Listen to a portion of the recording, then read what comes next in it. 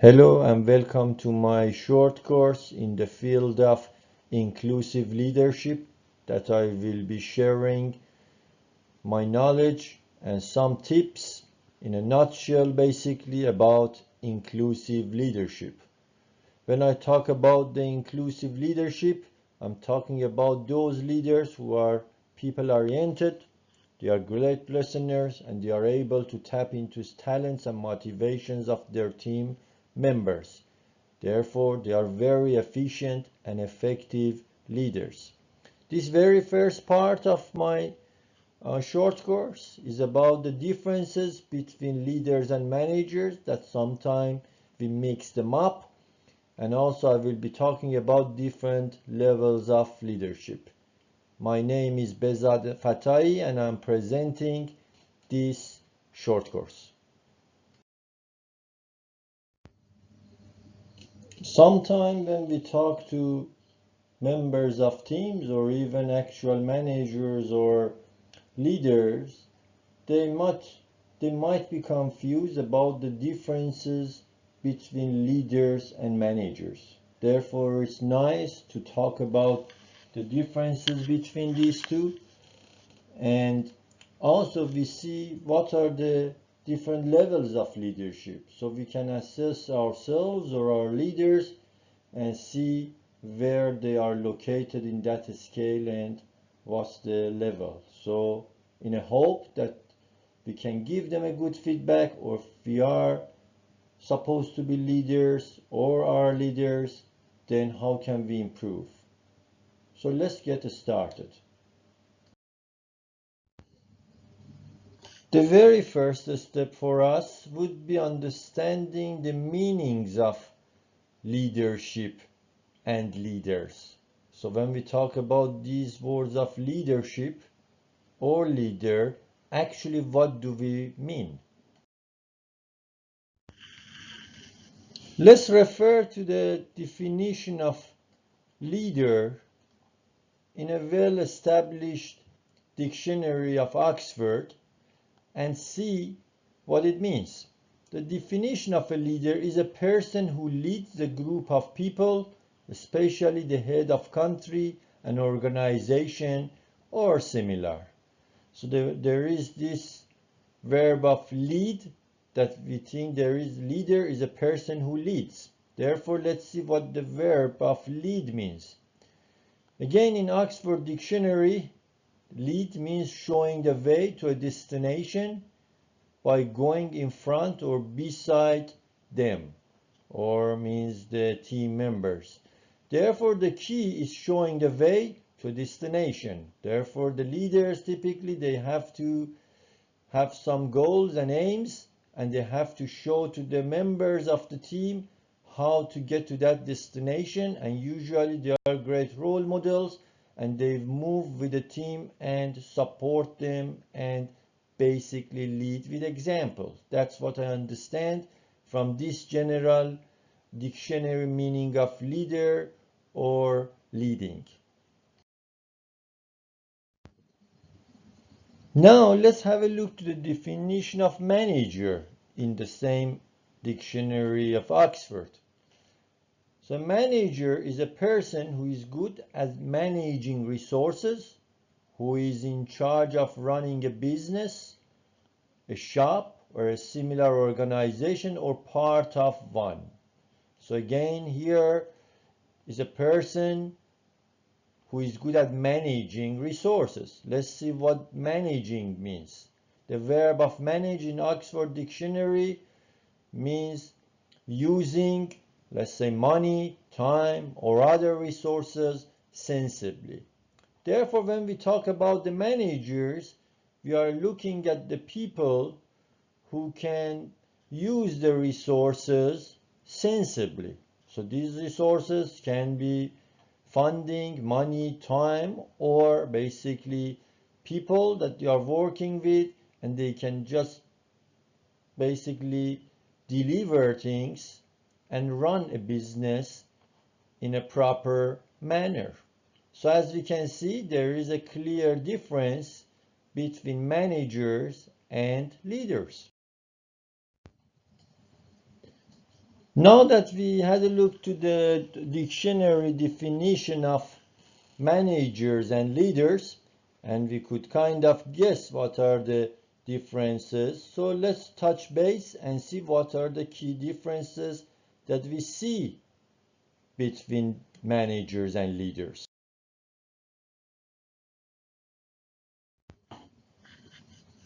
The classic definition of leaders and managers in organizations that clearly explained the differences is that leaders basically set the vision for organizations while managers execute those visions that the leaders they have. So what we have to look today is that is this definition still valid?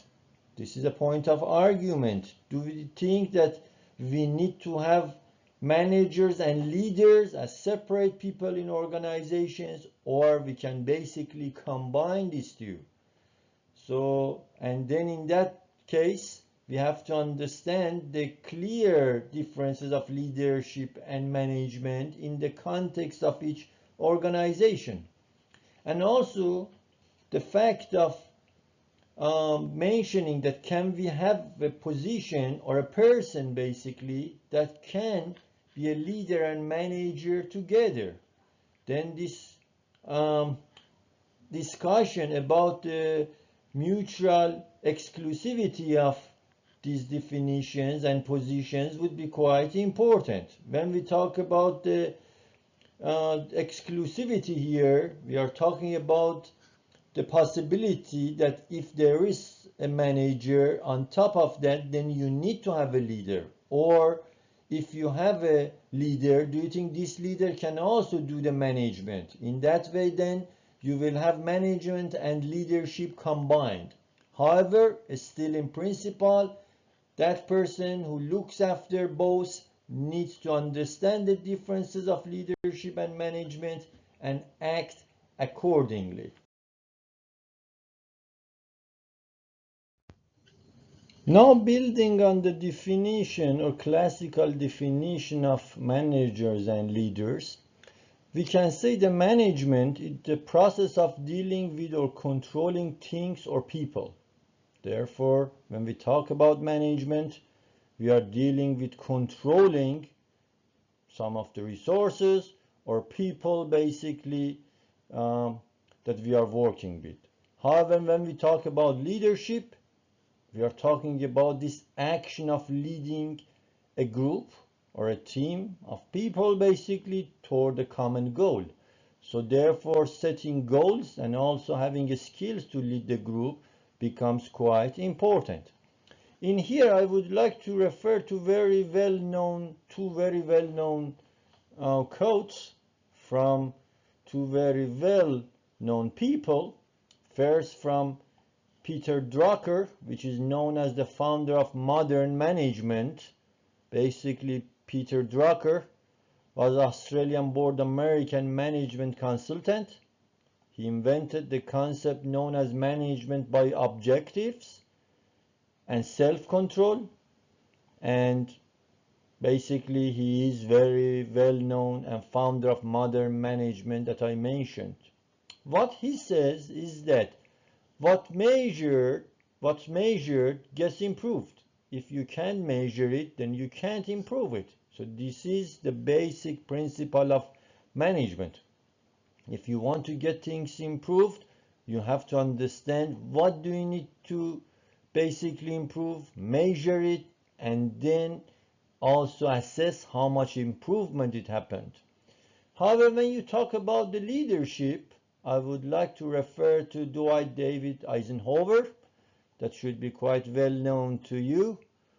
So Eisenhower was an American Army general who served to the President of United States, 34th President if I remember well, just after Second World War from 1953 to 1961.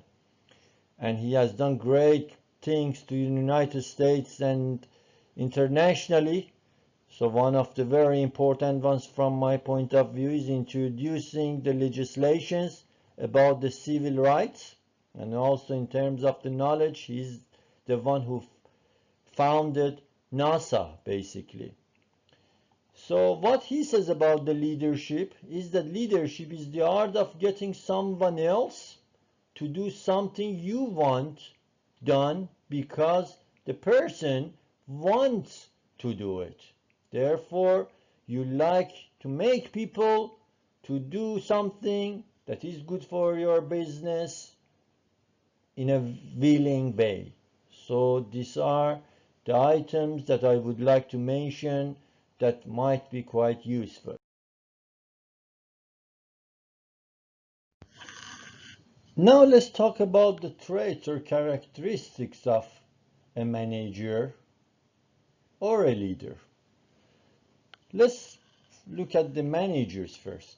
When we talk about managers, there are three aspects that we would like from a manager. One is the ability to execute a vision, that this vision was developed by a leader in consultation with the other members of the team.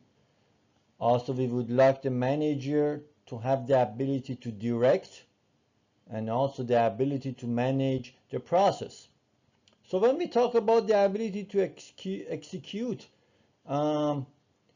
basically a vision that was set by a leader, means we would like the manager to break the strategic vision into something like a roadmap for the team to follow. So therefore, this is more like translation of the vision to something that people can basically follow and do. So it becomes a bit more, measurable. So when we talk about the ability to direct, so we are talking about the responsibility of management, and also we are looking at the reviewing the process or the necessary resources to ensure to get to the target, then the proper amount of resources or proper resources, they have been allocated to the team. And also when we talk about management of the process, we are talking about the possessing the authority to ensure that there are some work rules that people basically can follow. Then there would be some norms, routine, and standards that people in the team basically can follow. However, when we talk about the leaders, we are talking about different set of characteristics. So these leaders, basically, they need to be able to create a vision. They need to be able to inspire and motivate the members of the team. And also they have to have the ability to influence the process. When we talk about creating a vision, so it means they need to have these skills to set these visions. That basically this intends to involve the leaders in the process, and generally they would be involved from the front. It's not they stay in the back and see how things go. Basically, they will be good role models in there. When we talk about the inspiring and motivation, so means leaders, they have to be inspirational and help the team to understand the individual roles. It's not the matter of directing them and telling them this is the role that they have. They need to make the people by themselves to understand where they fit in this basically process or in the team, and understanding their responsibilities by themselves. And of course, they should have the ability to influence the process, and this would be kind of going hand in hand with what also managers would do, so they can work together in this particular set of things. So therefore they have to be leaders, they have to be influential, and basically guide the teams to take some actions at a proper time, at a proper location. That typically this would be a joint act between leaders and managers.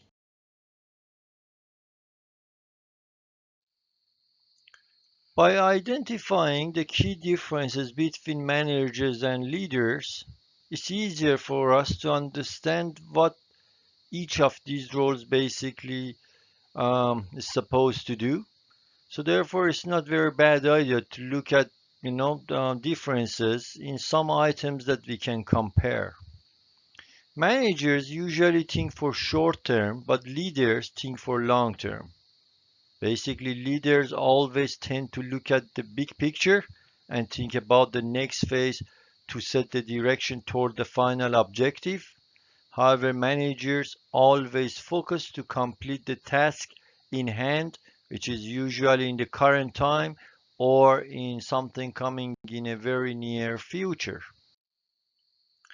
Managers usually supervise the team members, but leaders, they coach the team. When I say they coach the team, I mean showing the way toward the vision when it's possible. Generally, leaders earn the respect of the team members with their charisma and make the others to follow.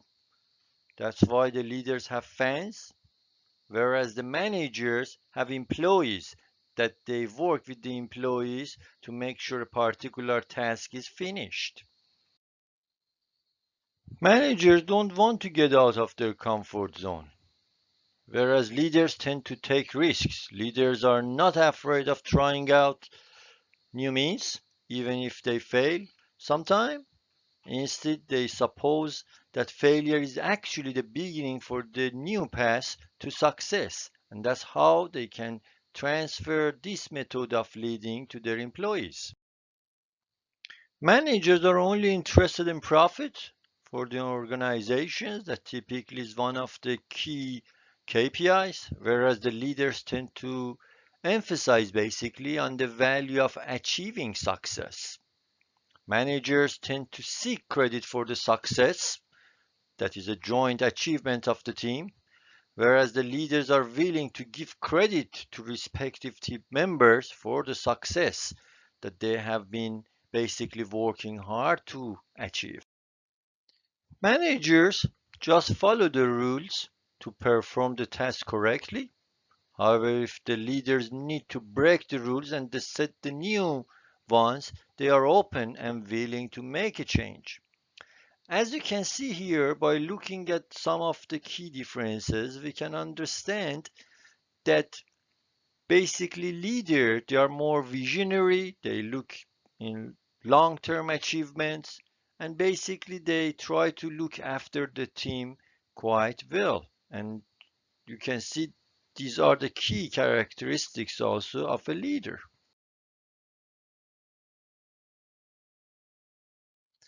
So we can say in general, managers communicate accurate and timely information to help the people do their jobs and do their jobs even better, while leaders communicate to get people to think and act differently. Although both leaders and managers, they communicate to their team members, however, they have different views and they tend to achieve different objectives through that communication. One is trying to make sure the job is done that needs accurate communication and timely providing the timely information to ensure we deliver or the team basically delivers what it's supposed to do, while leaders, their purpose is basically try to do things a bit differently and make people think of a bigger picture, and sometimes that needs to basically act depending on each scenario that may not be same as the previous scenario, that needs some innovation involved. If we refer back to Peter Drucker, who is known as being father of modern management, he quotes that management is doing things right, while leadership is doing the right thing. Obviously, when you have got a task in hand, you need to do things right to ensure the product or service is completed on time and also with a high quality. However, you need to do the right things also to ensure the team is happy, they have grown, and also they have been looked after, they have been coached so they can look after a projects basically in future by themselves. So here I would like to encourage you to look at two of the books written by Peter Drucker about management. One is about tasks, responsibilities, and practices, and the other one is just a book with some sort of Bible of the management, and the title of the book is Management, as you can see here. So they are very good readings that you can do to get more familiar with more fundamentals of management and leadership. One of the nice analogies to explain the role of leaders in teams is wolf pack analogy. When you have got a pack of wolves that basically move in winter from a location to location in cold days with the snow, this picture that you see here basically shows one of those incidents. Basically, the first three in front are the old and sick. They walk in front to set the pace of running the group with the intention of not being left behind. The next five are the strongest and the best basically. They are tasked to protect the front side if there is an attack to the pack. The pack in the middle are always protected from any attack. Therefore, you can put the rest of the team members here. And then the five in the back are also among the strongest and best. They are tasked to protect the backside if there is an attack. And guess what? This one at the end, the last one, is the leader. Leader ensures that no one is left behind and keeps the pack unified and on the same path. Basically, leader always is ready to run in any direction to protect and serve as the bodyguard to the entire team.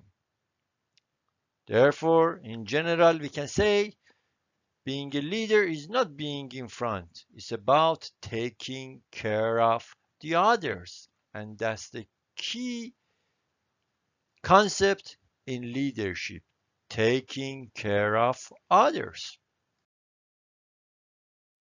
Now that we know what the leadership is, or basically what's the role of a leader in a team, it's nice to talk about different levels of leadership. I'm sure we have seen some leaders who are much better than the others, or some people that you believe actually they should not be in the leadership position because they are not actually leading the team, but because they are just in that position, they are called leaders.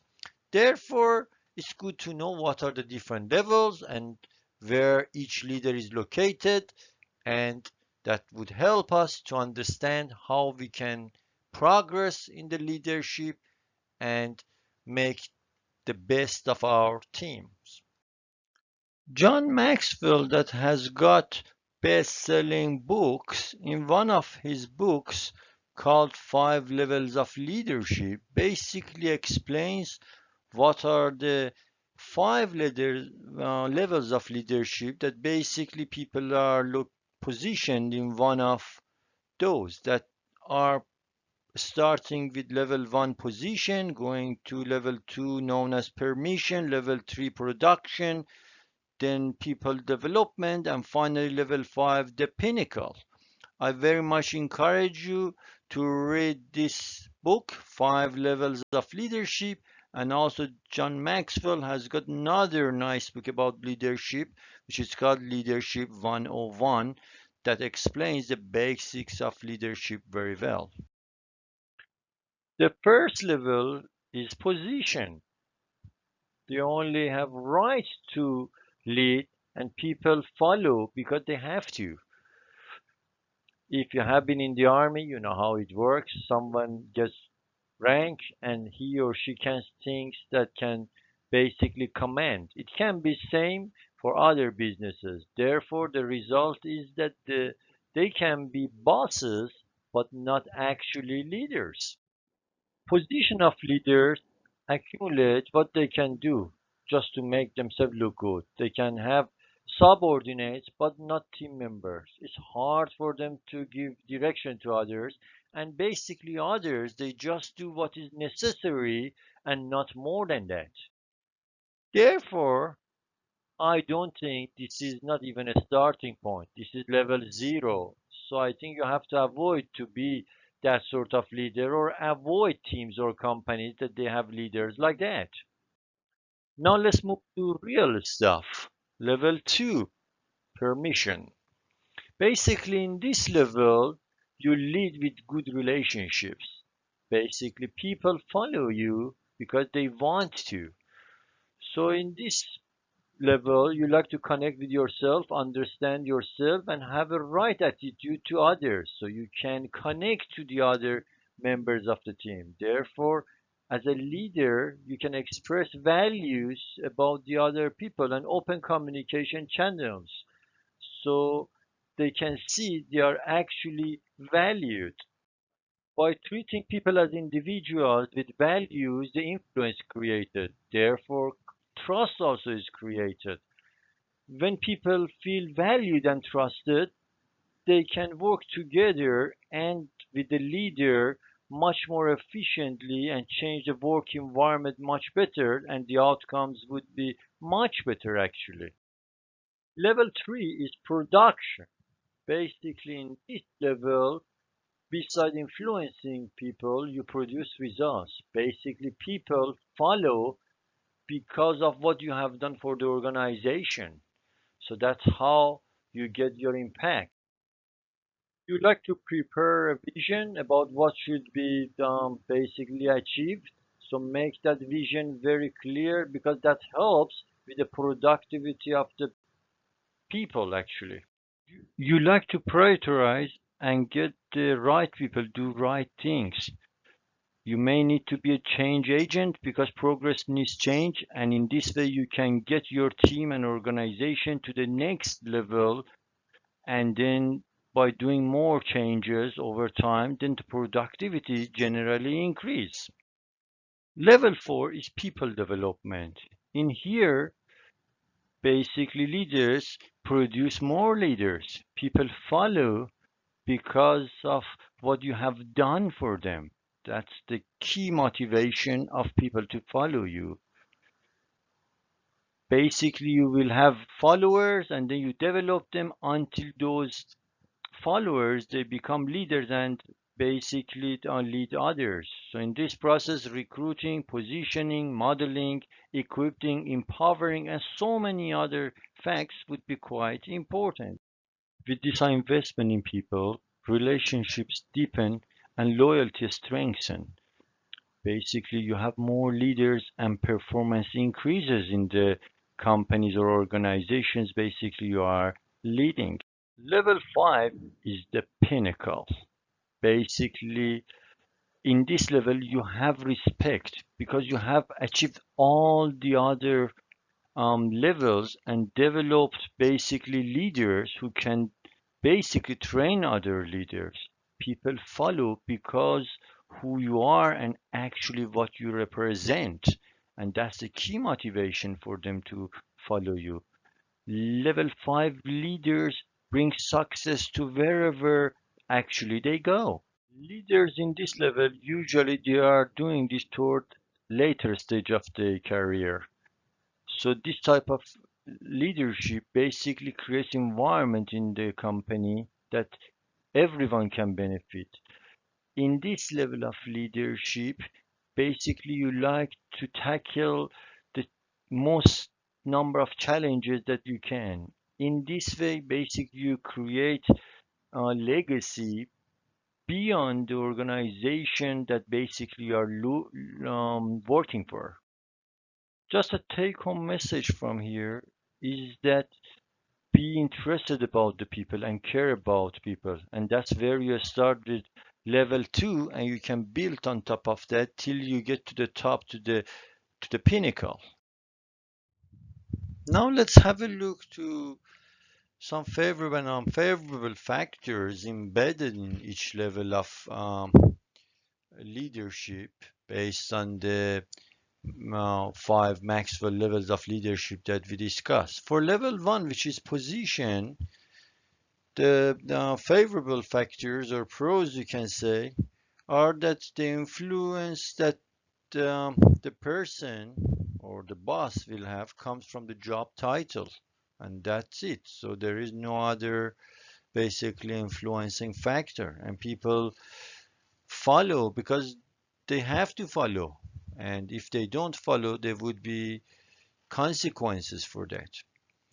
In terms of the cons then, these type of people or bosses basically they will have difficulties with working with volunteers, younger basically people and highly educated people.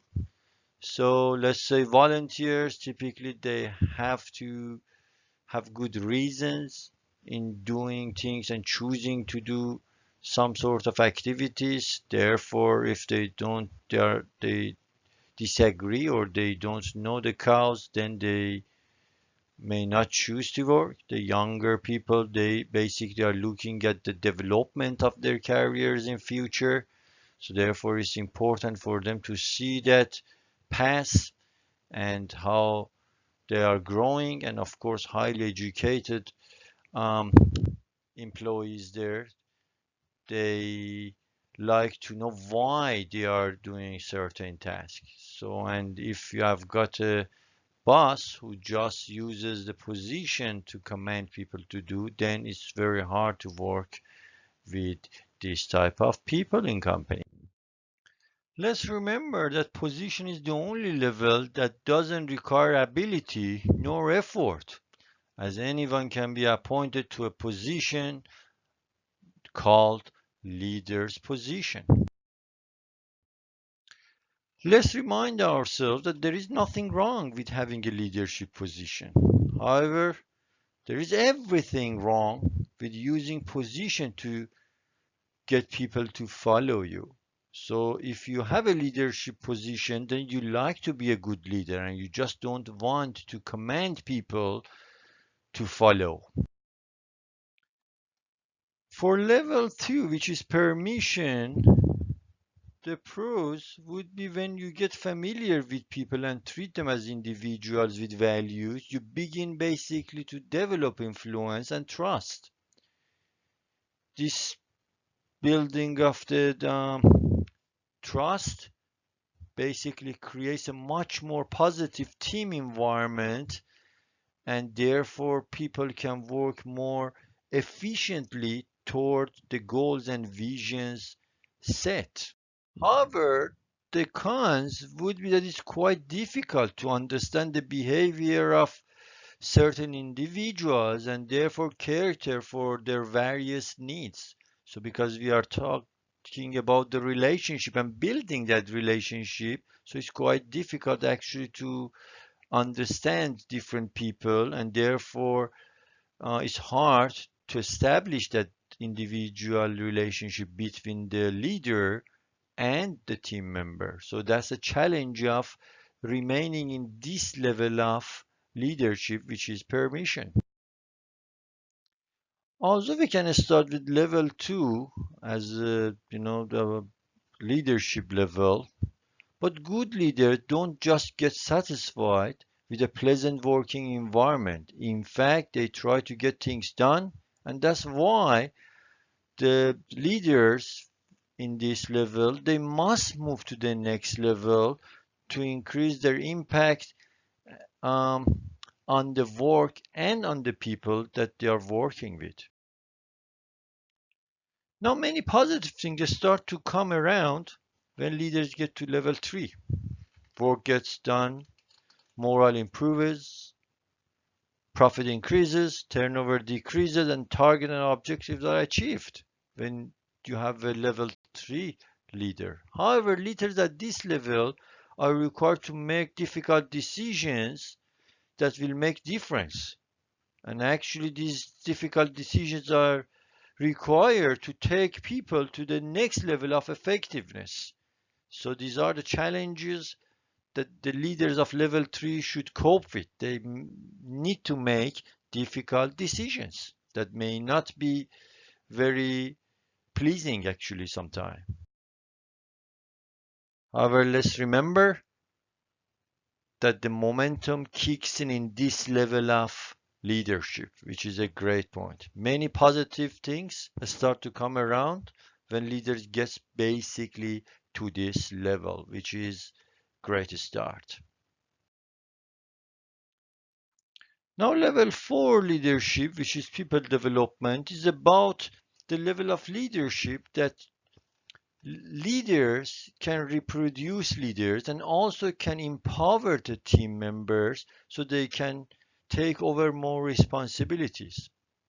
In fact, high investment in people deepens the relationships and also helps to know people much better and strengthen the loyalty of the team members to the company, to the basically organization, and to the leader. People basically follow the leaders because of what the leaders they have done for them personally. So often the relationship built between the leader and the team members is quite long-term relationship. So basically in this level of leadership, you would like to use your position of leadership, the relationship you have built with the team members, um, and the productivity basically that has increased to invest in the followers and basically develop them as the future leaders in their own right, that they they have this right to be the leader. And if you are a good leader, then you will teach these team members of how to be the good leader, and therefore they can take more responsibility of leading in the same firm or somewhere else in future. Let's remember that in this level of leadership, we can say that the production may win the games, but people development, which is part of basically this level of leadership, wins championships. So obviously you are developing basically leaders, and in this way the performance of the team, the entire team, now increases with more leaders that can basically lead teams and take more responsibilities.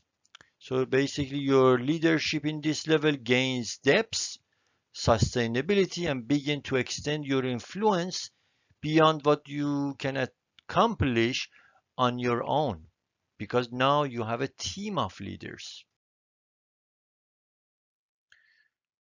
So now we get to level 5, pinnacle. The leadership at this high level lifts the entire organization and creates an environment that benefits everyone within the organization, contributing to everyone's success. However, most leaders who reach to level 4 tend not to go further because of the amount of work, time, or talent basically needed to achieve level 5. What's special about the level 5 leaders is that there is no resting place for leaders to stop and view their success. They should extend their influence to make a positive difference beyond their own organization and industry. So they have to work tirelessly. That's why many leaders stop at level 4 and may not come to level 5. But let's remember that level 5 leaders are those that stand out among all the other leaders. So you like to work toward level 5, and if you have got a passion to extend your influence of leadership style and basically leadership beyond the organization that you are working, then level 5 is the choice that you will have. Thank you very much for watching this short course, and I hope you have gained some insight into the leadership and different levels of leadership.